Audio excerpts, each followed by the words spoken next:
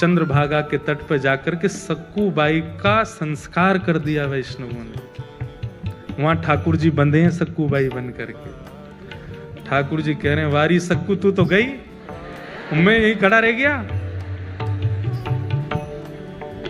अरे सक्कू ये क्या करके गई?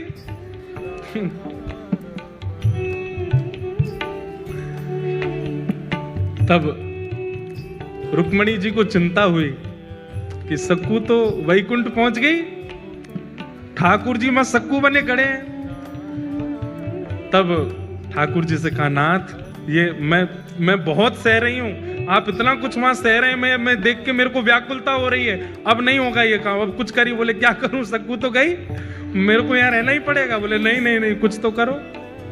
तो ठाकुर जी गए पंडरीनाथ भगवान चंद्रभागा जी के तट पर, और सक्कूबाई की चिता की जो राख थी, उस राख से सक्कूबाई का स्वरूप बना करके पुनः उनको जीवित कर दिया, और जीवित करके कहा, अरे सक्कू,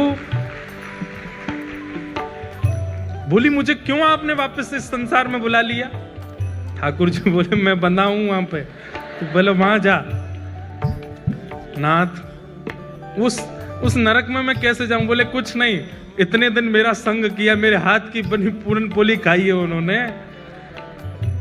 अब मेरा तो वहां पर पदार्पण हो चुका है, मेरे हाथ में मुझे जो करना था कर लिया, अब तेरे चरण दोबारा जब वहां पड़ेंगे, अब तू परम भक्ता हो गई है, तेरे चरण पड़ते ही वो शुद्ध हो जाएंगे, अब तू वापस जा, और वापस जाकर के वहां पर व्यवस्थित हो। सक्कूबाई अर्धरात्रि के समय पहुंची, ठाकुर जी में सक्कूबाई बने खड़े थे, उनको मुक्त किया, मुक्त करके ठाकुर जी तो अंतर ध्यान हो गए, कृपा करके सक्कूबाई वहां आकर के खड़ी हो गई।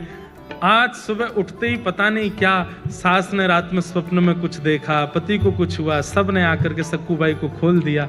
तो सक्कूबाई तो ठाकुर जी तो जा चुके, सक्कूबाई आ गई, सबने कहा सक्कू अब हमें लगता हमने तुझे बहुत पीड़ा दी, बहुत तुझ पर अत्याचार किया, अब तू हमारी है, तू हमारे साथ प्रेम से रह। लेकिन अभी भी थोड़ा रोष और क्रोध तो उनके मन में था ही, तो थोड़ा इतनी ज्यादा दयावंत तो हुए नहीं। लेकिन अब घटना क्या घटी, वो जो वारकरी वैष्णव जिन्होंने संस्कार किया था सक्कूबाई का,